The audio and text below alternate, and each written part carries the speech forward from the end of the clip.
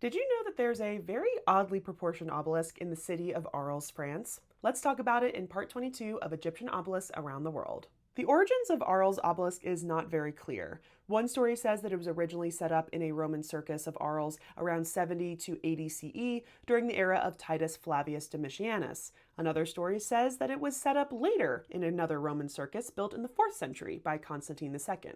We know that a lot of these Roman circuses tended to have an obelisk in the center, which was then called the spina. There were also a lot included in Roman amphitheaters as well. The Roman circus of Arles was abandoned around the 6th century CE, and we can assume that the obelisk may have collapsed.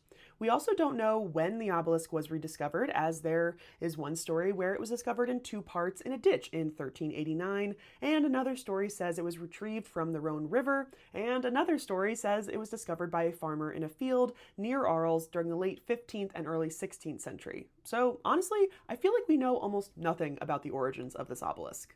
No matter what, it seems that this obelisk was left and ignored for a while after being discovered until there was plans for re-erection of the obelisk at the site of the Roman amphitheater. But in 1675, it was decided to place it in front of the City Hall and the Place Royale, where it stands today. There apparently was a nationwide contest to transport and move the obelisk, and it took about half a year. The pedestal with a stone sculpture of lions on all four corners were added, and it was finally re-erected and dedicated to King Louis XIV on March 26, 1676.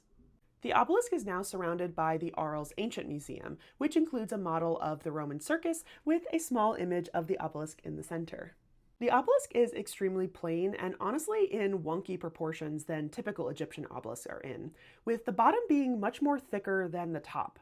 Honestly, the likelihood that this is an actual Egyptian obelisk is pretty slim, especially because it contains absolutely no hieroglyphs whatsoever.